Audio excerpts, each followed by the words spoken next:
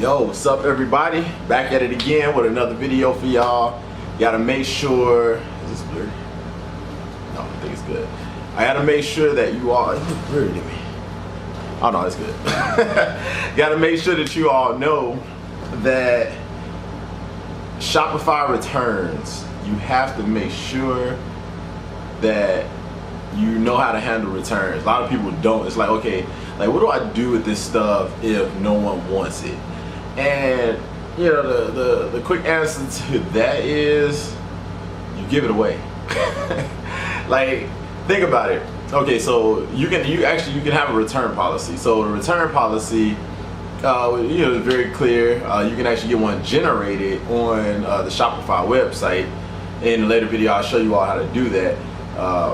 Do a little screen share. But what you can do is, if someone wants to return an item, especially if it's not like a big ticket item, like like a computer or something. Can you even sell? Yeah, I guess you can't sell computers.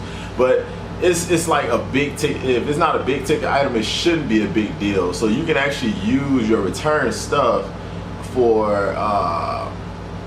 for advertising. Like, take it and be like, yo, like, buy this, like, to get another item to sell. Buy this item, and then you can get this item for free. Like, do like a side-by-side picture, or like put it on there, like when people go through your Shopify store, or you can do like an enter this contest to win, like post your best like picture with you with the item, and interesting picture with you and the item, and get like this item for free, which could possibly be an item that was returned from another customer. And the thing is, like, and of course that's if the item isn't broken or just something wrong with it. So like, use the return stuff. The thing with the return items is where you got it from, it's probably gonna end up costing you more to ship it back than it would be to just like give it away. Because if you give it away, you got more people interested, you're bringing in more customers with that item.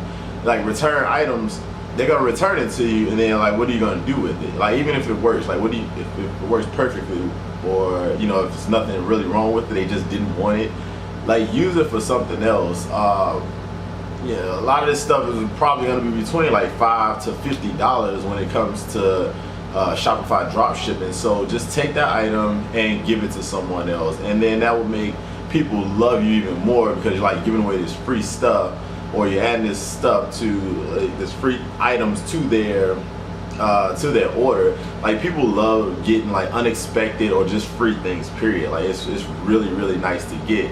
And people love just getting like packages, period. So like, maybe you can send them what they ordered, and then like a day later send them the other item, so they can get like one item each day. People just love getting packages. I think I learned that from Amazon.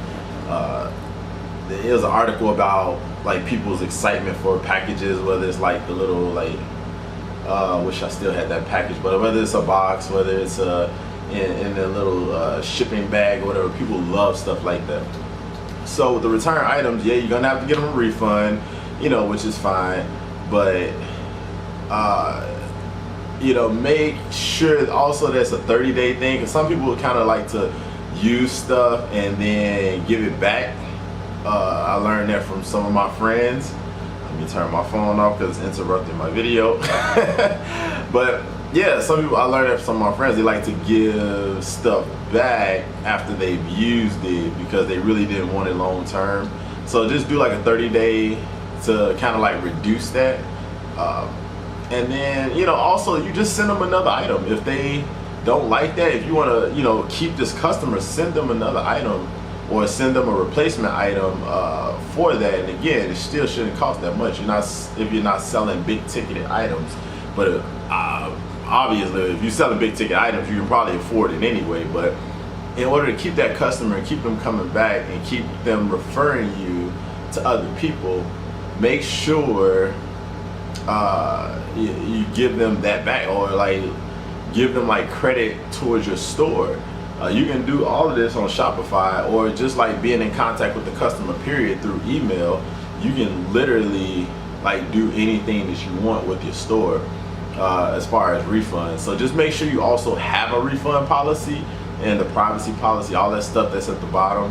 You know, look at different sites in the niche that you're in. Let's say you're doing tech or you're doing fashion. Look at other tech and fashion websites and look at their refund policies. See what worked for them. One that's been like, look for one that's known and been in business for a little while, and then kind of just copy their style.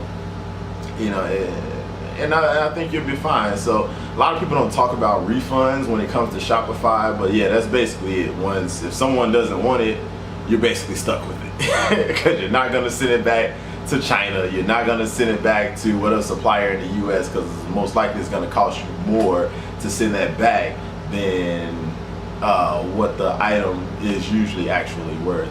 So yeah, just keep that in mind. If you all have any more questions about refund policies, let me know in the comments below. I'll try and link some videos on refund policies for this.